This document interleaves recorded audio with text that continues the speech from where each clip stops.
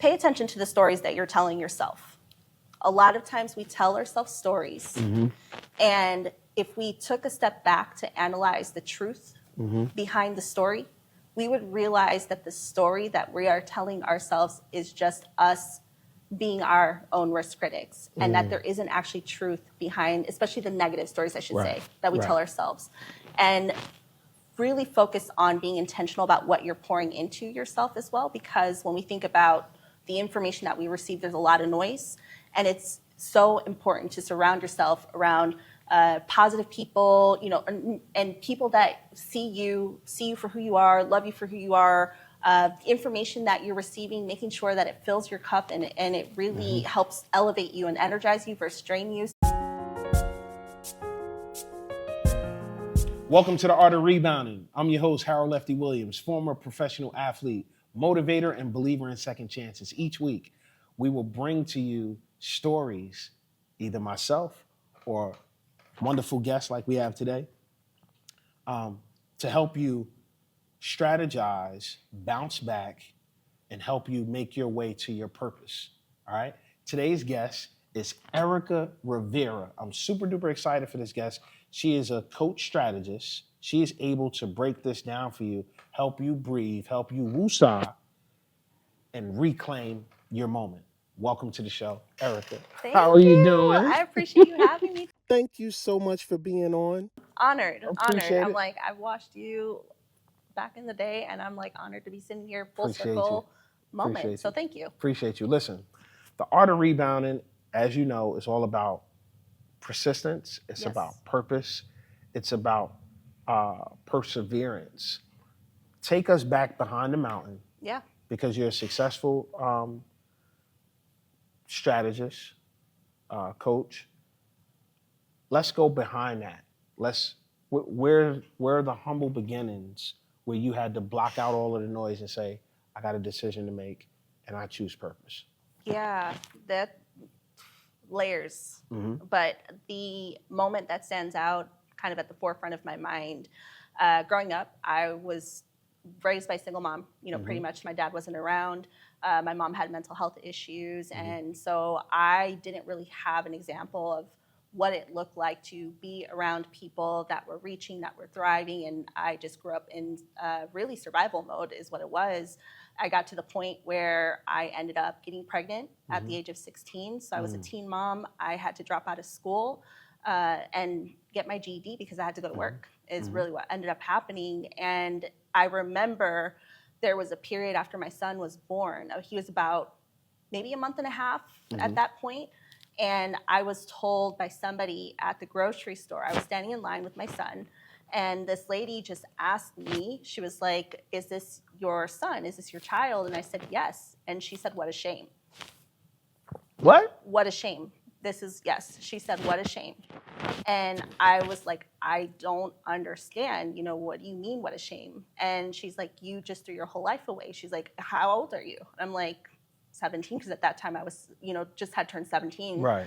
And I was like, I didn't even know what to say, honestly. I just felt myself choking back tears. But then it was in that moment where I knew that I was not going to let that be my story. And I didn't know how I was going to, move forward because I was working. I was working at McDonald's. I was taking, 3 buses just to get to work. But I knew that there had to be a way, for us. And that really was, I think, one of the defining moments for me. But then on the other side of it, I was also in an abusive relationship. So my son's father, he would drink, and the way he was raised, he didn't know any better. But I never knew what version of him that I would get. So I was in this bubble of kind of this cycle of I didn't have a solid foundation of understanding healthy relationships growing up. I landed, being pregnant. I had my son. I had this interaction with this lady.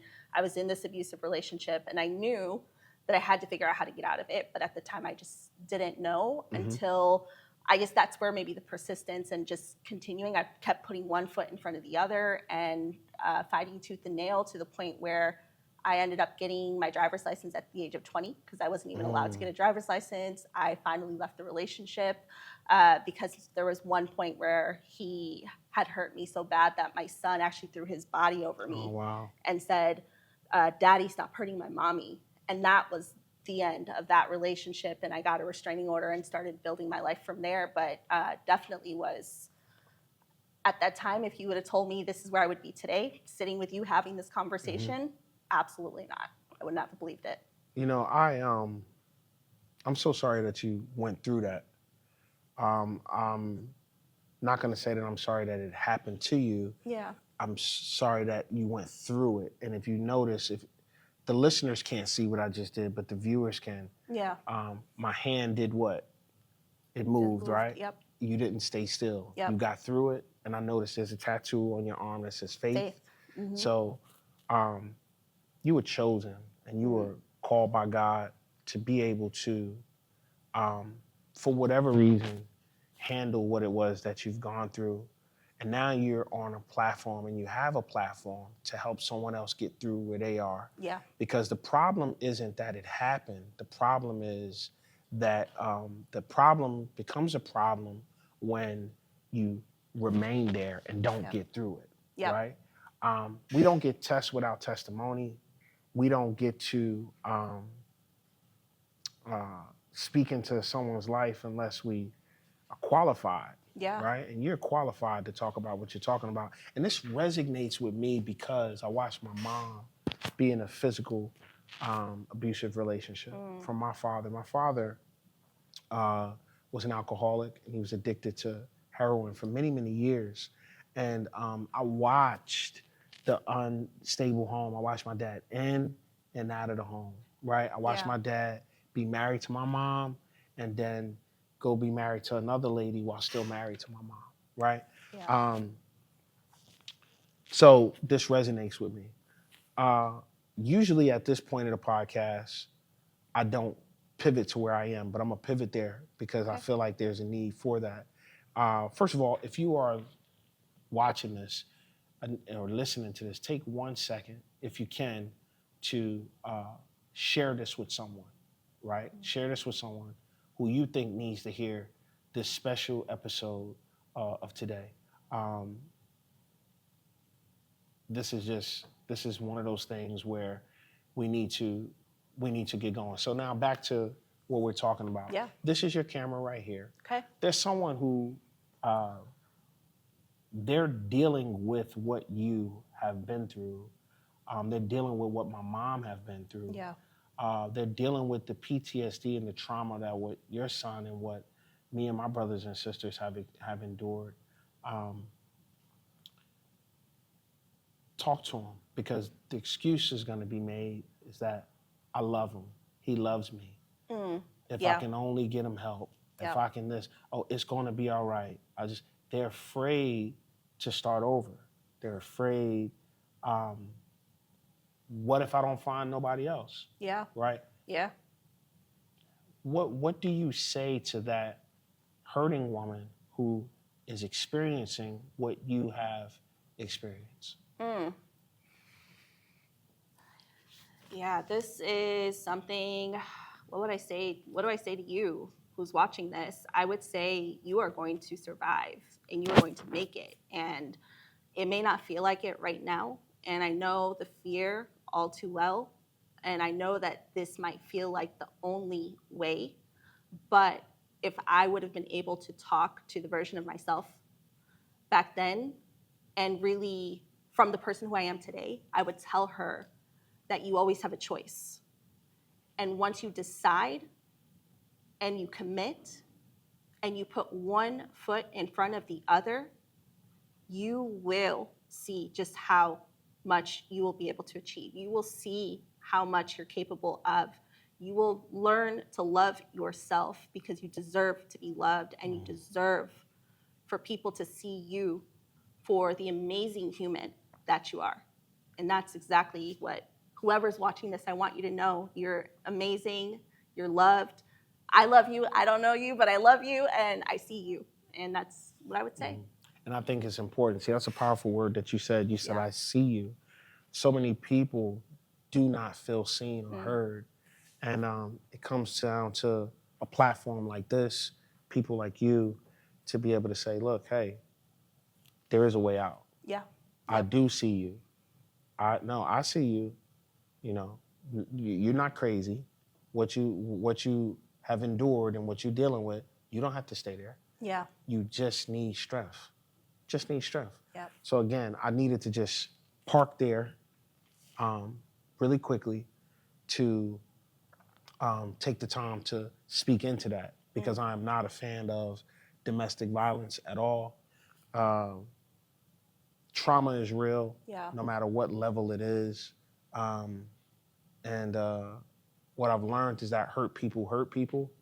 And nobody's perfect. And we all have said or done things that we may not be proud of. But domestic violence, it's not something to be played with. My children has never, ever in life can they say, my dad has put their hands on our mama. Yeah. You know why? Because I don't play those games. And I know what it's like to see the pain in my mama's eyes. Yeah. You know what I mean? Yeah. Behind those things that my dad has caused. And the one thing I will say, and I want to switch chairs a little bit. Now I want to speak to the listener, the viewer, who you may be the person we're speaking about right now, right? You may be that person who are putting your hands on the young lady, right? Yeah. There is no time like the present for you to hold yourself accountable and for you to remove yourself from the situation. You may say, yeah, but I love her. Okay, cool. I'm not here to debate that. That may very much so be true. But I will say this, if you do love her enough to let her go. Love her enough to leave her. Because if you do that, then she can find her own strength to stand on her own 2 feet and have wings and go to a place of greatness, of what she was already called to be. The one thing that I noticed is that while you heard me say that my father was not someone who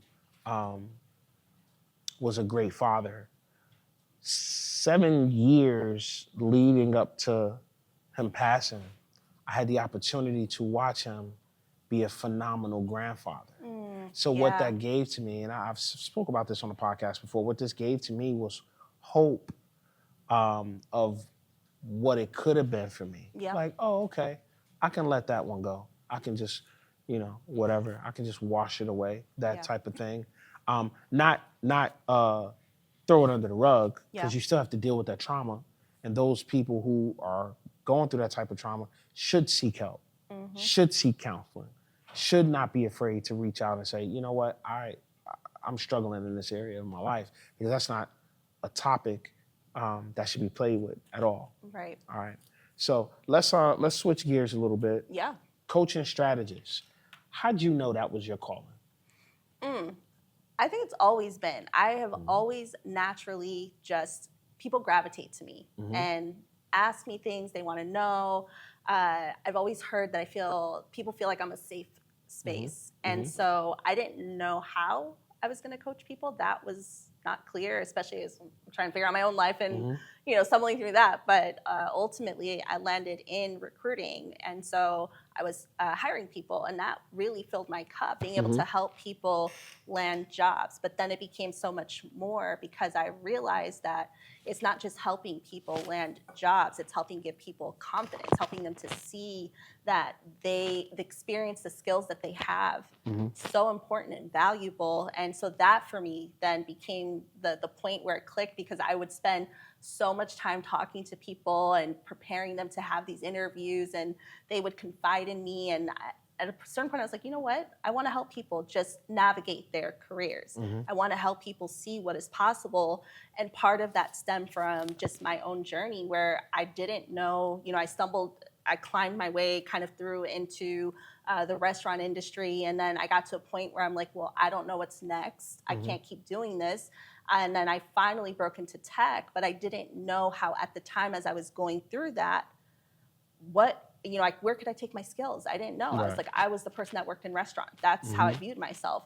So for me, being able to get through that and then going into recruiting and helping people through the lens of recruiting, opened up and created the container where I saw an opportunity to pour into people and to help people to see themselves the way that I see them. Because what I've seen from a lot of people and just lots of conversations that I've had is that there's so much that we hold within where we don't truly always believe in ourselves, and we hold back, or I'm going to be very frank, depending on just your background and where you come from. And there's a lot of people that look like me and look like you, and we don't always have the same opportunities that are afforded to us, just because when we think about systemically, there has been barriers to entry. And so for me, I specifically work with people that look like me and look like you, and help them to navigate their careers so they can understand how corporate works,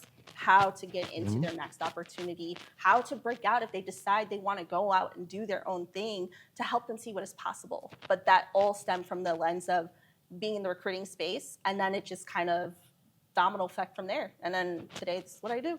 Wow. Yeah. Wow. And so I watch your eyes light up. I'm hearing the passion about it. I could tell that this is like a calling for you. Yes. That this is pretty cool.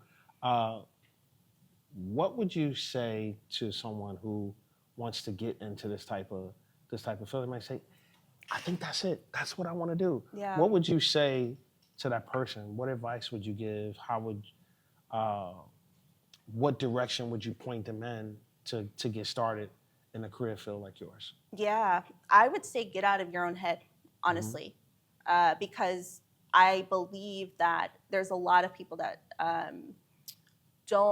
they're afraid to take that first step. And so there's fear around, well, maybe I don't know enough, or I'm not qualified enough. So first and foremost, get out of your own head. You have value, you have skills to bring, you know what you know, and that could be in the career field or anything else that you're doing. And start talking to people, getting yourself connected and in community with people that are already maybe a step or two ahead of you that are doing that. Like, I would gladly have conversations with people to help, bring people, and you reach back and bring people along with you. Reach one. Exactly, and that's really the name of the game. So I would say, get out of your head, start talking to people, letting them know and vocalizing that this is what you're trying to do.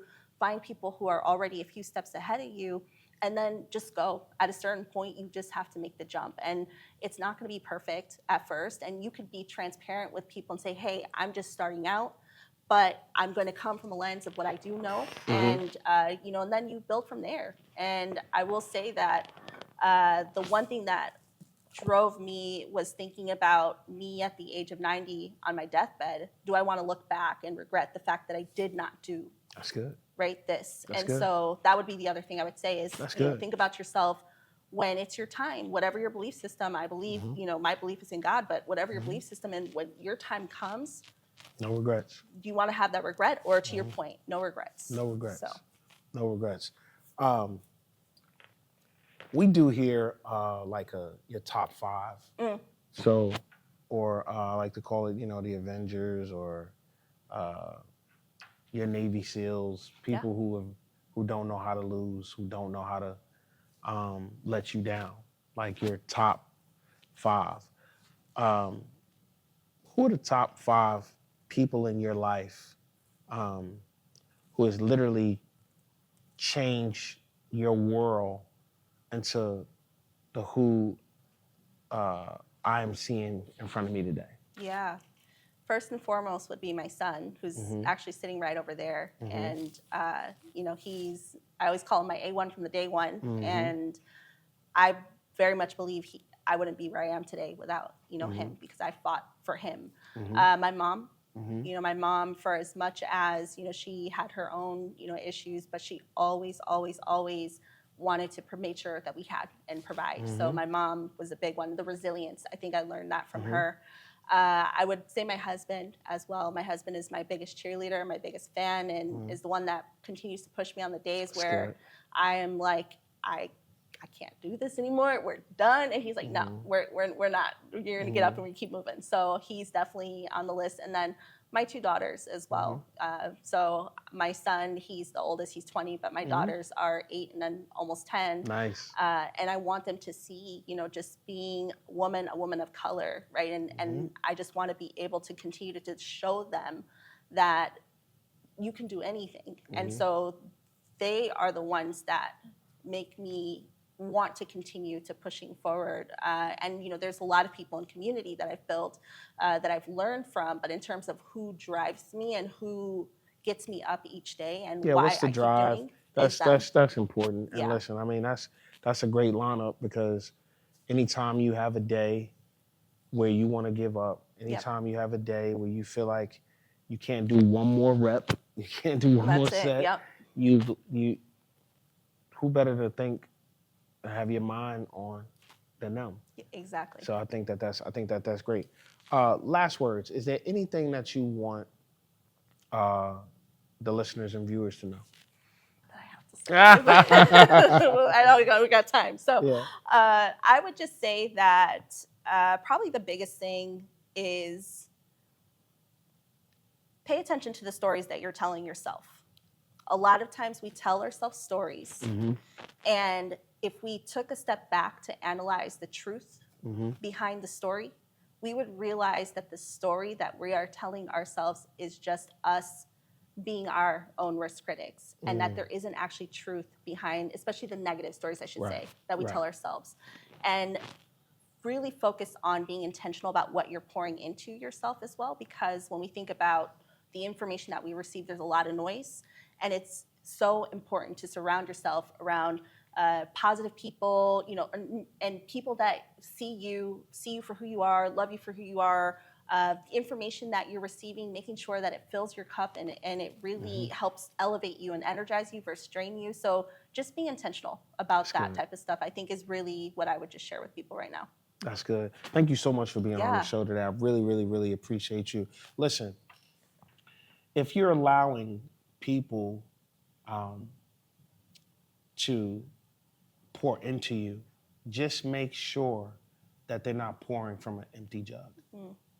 Just make sure that it's not just a symbol of it look like they're pouring into you. Nothing is coming out of it. Another side, if you are pouring into someone else's cup, right? Just make sure that as you continue to pour, right? Once you're done pouring, you're empty, someone has to pour into you. And if they're not able to pour back into your jug and you get put back on the shelf empty with nothing going into you, those are not the right people to be around. You cannot build anything of great consequence. You're listening, and you're like, I got big dreams. I see myself doing this. It might be going back to school. It might be starting that business. It might be starting that family. You cannot be sharing this type of information with people who do not believe in you. You cannot be surrounding yourself with people who do not believe in what it is that you're talking about, okay? And on another note, if your dreams don't scare you, then they're not big enough. If you're talking about, I want to rebound, but they're not, I don't even know what example to really give, because I'm always constantly dreaming big. My mind is constantly on building and expansion and multiplying things. If people are in your life and they're causing division, I'm about multiplication, not division. So you got to cut those type of people out of your life. I hope that this episode was a blessing to you. Thank you for your confidence and your courage to share your journey. I don't take it lightly, because again, this resonates with me, right? I know what it's like. And then more importantly, people need to hear you can make it from someone who made it. People need to hear hold on from someone who actually held on. Yeah. Right? And so many people try to stay together for the sake of the family, and nobody wins when the family feuds. Yep. Those are facts. Yep. Like it or not, those are facts. All right? Listen, your rebound is really in motion. The things that you're looking for, I promise you, is making its way to it. Keep showing up. Keep showing up. one day at a time, one foot in front of the other. No, look. You can't drive forward, right? And continue to drive forward looking in that small rearview mirror. It's not possible.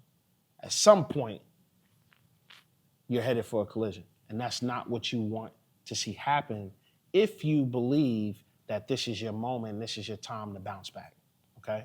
Rebounding is about positioning. I can't force you to get into position, right? I can coach you into it. I can speak life into a dead situation or what seems, idle, but I can't make you get into position, all right? We all have moments in our life where we run into dead spots, or we run into a brick wall, run into a dead end, right? But what I would tell you is that you got to find a way to peel back the roof. You got to find a way to open that window. You got to find a way to kick the door in.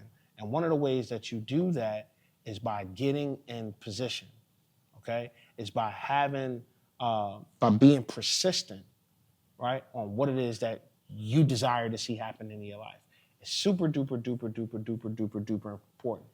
That's it for today's episode. Find me on social media on all platforms at Lefty Williams 42. I'm always excited to hear about your comebacks. I want to hear it. Listen, I root for the underdog, right? I do. And what I will tell you is that a loss is never a loss. It's just a lesson. I'll repeat it again. A loss is never a loss. It's just a lesson. So either we win or we learn, and there's nothing wrong with that. Because the moment you stop learning, you're done. Yeah. That's it. The moment you stop dreaming, you're done. All right? All right? I promise you, if no one's ever told you this today, you can make it. If no one ever told you this today, I'm telling you, you can rise again. Your rebound, it's not just around the corner, it's right here. It's already in motion. It's not stranded. It didn't run out of gas. It's making its way close to you. Now, don't forget, please like, subscribe, and share. Like, subscribe, and share. I hope and I pray that this episode was a blessing to you. It sure have been a blessing to me. Yeah, we're done. So until next time, David.